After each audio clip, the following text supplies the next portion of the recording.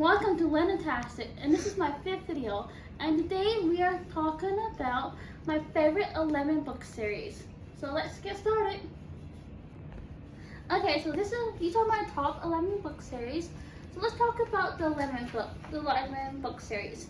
The 11 book series is called The Infernal Devices. While I read this, I'm also going to not read them. I'm going to read you the description of all the books. So here's this one, first series. When Tessa Gray crosses the ocean to find her brother in Victorian England, something terrifying is waiting for her in London's downworld. Kidnapped by the mysterious Dark Sisters, who are members of a secret organization called the Pandemia Club, Tessa soon learns that she has the power to transform into another person. The Magister, the shadow figure who runs the club, will stop at nothing to claim Tessa's power for his own. Friendless and haunted, Tessa takes refuge with the Shadow Hunters, warriors dedicated to fighting the world of demons. She soon finds herself fascinated by and torn between two best friends, James and Will. As Tessa is drawn deep into a plot that threatens to destroy the Shadow Hunter, she realizes that she may need to choose between saving her brothers and helping her new friend save the world. And that love might be the most dangerous magic of all. Okay, so this is the first book of the series. The second book of the series is The Clockwork Prince. And it's in the magical underwear of Victorian London, Tessa Gray has found safety with the Shadow Hunters. But when Charlotte, position as head of the London Institute, is threatened, Tessa could become easy prey for the mysterious Magister, who will stop at nothing to use Tessa's powers for his own dark ends. With the help of handsome torture Will and a devoted Jim, Tessa discovers that the magical war on the Shadow Hunters is deeply personal. To unravel the secrets of the past, the trio journeys from the Miss Charlotte Yorkshire to the manor because that holds untold stories. When they encounter a clockwork demon bearing a warning for Will, they realize that the Magister knows their every move and that one of their own has betrayed them. Tessa is drawn more and more to Jim, though her longing for Will continues to unsettle her. But something is changing in Will. The wall he has built around himself is crumbling. Confiding the Master of Free Will his secrets and give Tessa answers about who she really is. Okay, so this is the third book of the series. It is called, I don't really know what this is called. It's called The Infernal Devices, also called Clockwork Princess.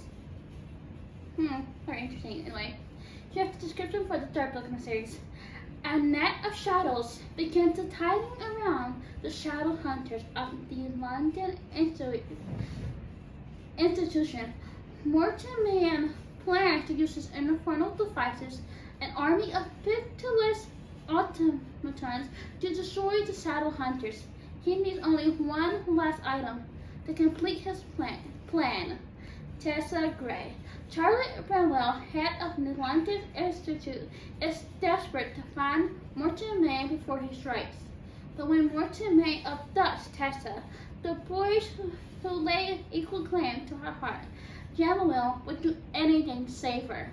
But though Tessa and Jim are now engaged, Will is as much in love with her as ever. As those who love Tessa rally to rescue her from Mortimer's clutches, Tessa realized that the only person who can save her is herself. But can a single girl, even one who can command power of the angels, face down an entire army? So, I haven't really read this book much, so it's my last series because I haven't read it yet. I did read the first chapters of it. Didn't really get it, and I'm gonna read it again later once I feel like I can be in it for a while. So, yeah, these are just 11 book series that I like, and we are gonna go to the 10th book series. Let's go.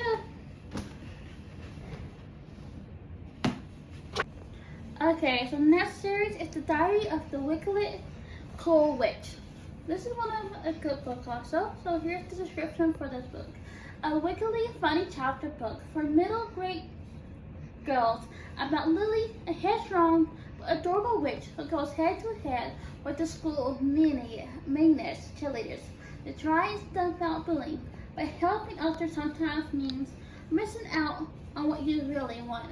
What is the one thing Lily really wants, and can she get it while still saving an 8th grader, Caitlin, from the most embarrassing catastrophe a schoolgirl could ever imagine?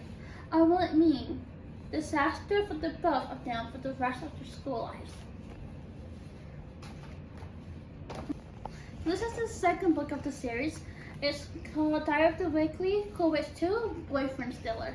Lily is not your average 12-year-old girl. She's average looking, has an average family, gets average grades, and does that about every average thing. And that an average 12-year-old does. The difference is she's a witch, but a good one with a good heart. And it's her job to change the world, or to try, starting with getting rid of the school bullies. In the story, the school's meanest cheerleaders, Tiffany and Crystal, are up to their confetti tricks again and set the story the school's end of the year party. And this time, they're out to get Lily as well. Okay, so this is the third book. It's called Diary of the Wicked Coal Witch 3, Perfect 10. The third and the Wicked Coal Witch series sees Lily, the adorable and quirky witch, being chased by 2 boys. Finally, it seems as though the boys are starting to notice the cute little teen with the button nose and shiny plaits prancing around her in her cheerleading outfit. But is she really that irresistible, or is she just on the receiving end of a cruel and bitter prank by Chantel, the world's third meanest bully? And the bid to win the cheerleading championship for her school for the first time, Lily encounters disaster after disaster on her scrambling up to the leaderboard. Is it just bad luck, or is Chantel behind it all? And will they ever make it to finals without losing their costume and their identity? So this is my 10th favorite series. It's a very good series as they did read this whole series in a matter of like 3 days. I think it's perfect for teen girls. I think it's perfect for little kids. It's just amazing. And yeah, so let's go to the next book series. Oh yeah. Alright, so right now my brother is being so polite and being my cameraman for my video. So if you all put in the comments, thank you for that. So my brother. And so this is the next series. It's one of the scariest series, honestly. It's I like scary. Miss Pettigree's Home for Miraculous Children.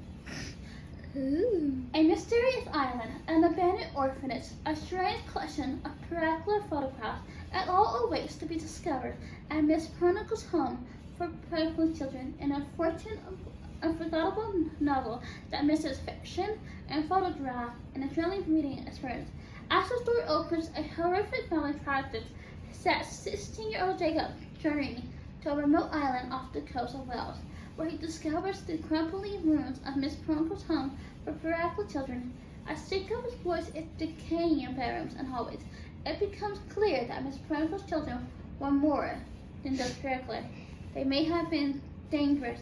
They may have been quarantined on a deserted island for a good reason. And somehow, impossible true as it seems, they may still be alive. That's the first book. Second book is the same thing. This is the second book of the Miss Chronicle's Miraculous Children, and it's September 3, 1940. 10 miraculous children flee an army of deadly monsters, and only one person can help them, but she's trapped in the body of a bird. The extraordinary journey that began at Miss Chronicle's Home for Miraculous Children continues as Jacob Portman and his newfound friends journey to London, the miraculous capital of the world. There they hope to find a cure for their beloved headmistress, Miss Portman. In this war-torn city, hideous surprise lurking around every corner. And before Jacob could deliver the miraculous children to safety, he must make an important decision about his love for Emma Bloom. Like the procedures, the second novel in a Miraculous Children series blends thrilling fantasy by Finch's protocols to create one-of-a-kind reading experiment. That's the second book. The third book is this one. The adventure that became with Miss Particle's home for practically children is continued with the holy cities come to a truly conclusion. With the Library of Souls, as the story opens, a 16-year-old Jacob discovers a powerful new ability, and soon he's driving to history to rescue his practically companions from a heavily guarded fortress. Accompanying Jacob on his journey are Emma Blue, a girl with fire at her fingertips, and Addison McCarry, a doll with a nose for sniffing out lost children. They will travel from modern-day London to the lost alleys of Devil Elkwood, the most witches slum in all of Victorian England. It's a place where the fate of practical children everywhere will be deciding once and for all, like the procedure of the Library of Souls, blend grueling fantasy, and never before published fantasy photographed to create one of a kind reading experience. This is number 9 in my series. The last one I read last series was number 10, so this is number 9 in the series. Okay, so number 8 will be the next one. Number 8 series will be next. So let's go to that. Okay, so this is the 8th book series. It's called Sabrina and the Black Cloak, and it's really good. I actually do love it. I can read it like 5 times over and over and over. So here's the description. Never go into the deep parts of the forest, for there are many dangers there, and they will ensure your soul. Sabrina had never had a reason to disobey her pa and venture beyond the grounds of Biltmore Estate. There's plenty to explore in her grand home. Also, she must take care to the never be seen. None of the rich folk upstairs know that Sabrina exists, but when children at the estate start disappearing, only Sabrina knows who the culprit is. A terrifying man in a black coat who stalks Biltmore's corridor tonight. Following her own harrowing escapes, Sabrina risks everything by joining forces, raiding Finville. The younger nephew of Finch's owner, Brady and Sabrina must uncover the man in the black cloak's true identity before all children finish one by one. So the next book is called Sabrina and the Twisted Staff.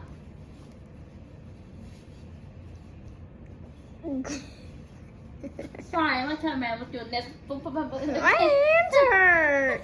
Wait, I'm gonna take a little pause. Okay. Do I turn the video off now? Yes. Okay, so this is the next book, Sabrina and a Twisted Staff. Sabrina's defeat of the man in the black coat has brought her out of the shadows and into the daylight realm of her own Biltmore Estate. Every night she visits her mother in the forest, eager to learn the ways of the Count Mount.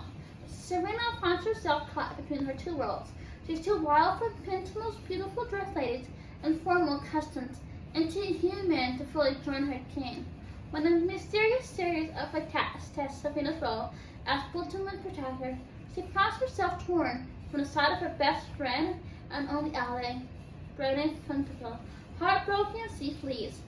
Deep in the forest, Sabrina comes face to face with the evil and fleeting Biltmore and discovers its reach as far greater than she ever imagined. All the humans and creatures of the Blue Ridge Mountains are in terrible danger for Sabrina to defeat this new evil before it engulfs her beloved home. She must search deep inside herself and embrace the destiny that's always waited for her. Good book, good series. The other books I have are much more better than this. So yeah. That is the 8th book. Yee, time to end. Okay, bye. This is my 7th favorite series. It's the King Policy series. I do like it. Actually, a funny story. I didn't like it when I was reading it first, but I did like it when I was listening to it better. So I think I see a lot of people like it better if you listen to it on audiobook. So I'm only gonna read like the little first sentence of these ones because these are the longer ones. So. Yep, the longest ones. King Solver's Arkansas's fearsome reputation precedes him. A super authority killer of rightful heirs, ruthless punisher of traitors, attempting to depose him. The Duke of Constantine gambles and loses. That's that. And then the second book is this one's called The Queen's Prisoner. The second book is called The Thief's Daughter. We don't have it now. Don't know where that is. Probably somewhere in his household, but don't know where. Oh, I thought you were about to read that one again, and I was like, but. this is the third book in the series. So yeah, it's also this book's about Owen. Owen? Against all odds, Owen Kissington. Owen Kiskadden. That grew from the frightened boy to confident youth, to a trusted officer and the court of the King Fountain. And Washington's weekend, Survey Arkenton grew ever more ruthless and power mad. The third book. The fourth book is called The Hollow Crown. The Hollow Crown. Following the downfall of a giant, years have passed in the approachment of the kingdom of Sonocon. Now at the time comes to celebrate the new king's nuptials, the specter of a new enemy emerges to destroy all that has been painstakingly built in those years. So that one's the fourth book. I think the fourth book, yeah. This is the fifth book in the series, called The Silent Shield. Wall Street Journal, that's nothing about that. Closely internal and rumors of a fashion plant, King Fountain into turmoil as the search for Thomas Foster began in its earnest. But Tara's quest to learn the truth of Owen's sinister disappearance is sidetracking, and when tragedy strikes her family once again. And in the last book of the series so far, it's called The Forsaken Throne. I like listening to these on audiobook. I mean, I got the whole chapter down. A devastating disaster has left the Forbidden Court in ashes. Its fountain destroyed and its magic at risk. It was destiny at the site of Thomas Constantine, what that guy's last name was, coronation as empress. Now all trying to imagine the war of flames, the cries of countless people, and the smell of cinders, and the city gone dark. That's the 7 series. And we're going to do one more series for today, and then we're going to do the rest of the series tomorrow. So let's do the last series, which is the 6th series. Imagine reading like all of the descriptions. I mean, this is already 3 minutes and more. Imagine reading all the descriptions. So yeah, so this is just one of all. So we're going to go to the 6th series. Yeah, I'm gonna go ahead and grab it and keep the camera up. Can I do that? Probably not. You probably break the camera. Oh, it's not really a camera, it's a phone, but okay, let's do this. This is the last series for today. We're going to talk about the Maze Runner. Finally. If you don't know the Maze Runner, then you're missing out. True, I really like the The movie. Maze Runner is awesome. It's like really incredible. I love it so much. It's also a movie, so go watch out the 2 movies. There's So more than one? Here's some 2. No, keep on. 3 actually. But 5. here's the description for the first book. When a lift creaks open, the only thing Thomas remembers is his first name. But he's not alone. An army of boys welcomes him to the glades, an encampment at the center of a terrible maze. The gliders have no idea why they're there or what's happening to the world outside. All they know is that every morning when the walls slide back, they will risk everything to find out. So that's the first book. The second book is Discourse, Trials. Solving the maze was supposed to be the end. No more puzzles and no more running. Thomas was sure that escaping meant he would get his life back, but no one knew what sort of life they were going back to. Burning baked, the earth is a wasteland. People driving mad by the infection known as the flare. Instead of freedom, Thomas must face another trial.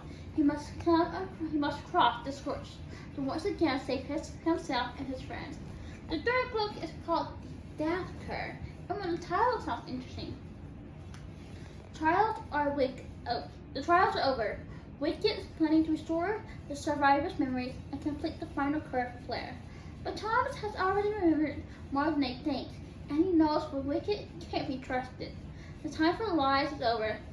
The trip is much more dangerous than Thomas could ever imagine. Anyone survive the death curve? This is not the 4th book. It's like the beginning of the book, but it came forth.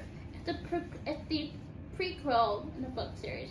Sunflowers have unleashed the faster on Earth. Mark and Colonel were there when it happened, and against odds they survived.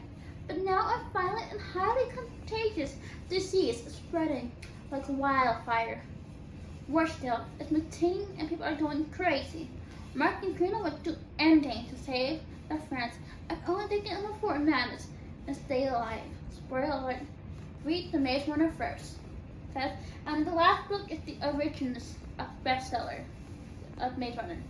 The last book we're going to talk about for today. Once There Was a World In. Okay, Once There Was a World In. This is called The Fever Code. It's the original one. Once there was a world in, the forests burned, the lakes and rivers dried up, and the ocean swelled. Then comes the plague, and the fever spread across the globe. Families died, forests regained, and man killed man. Next came Wicked, who were looking for answers, and then they found the perfect boy. The boy's name was Thomas, and Thomas built the maze. Now there are secrets, there are lies, and there are lures to history could never foreseen. This is the story of that boy, Thomas, and how he built the map that he could only tear down. All will be revealed. That Maze Runner is awesome. So go read it if you haven't. Go watch the movies if you haven't. These series is one of the awesomest. So that's all for today. So tomorrow is Thursday. We will be, after I come back from crocheting, we'll be talking about the top 5. So we will see you tomorrow. See ya. Goodbye. I want to go play some PUBG.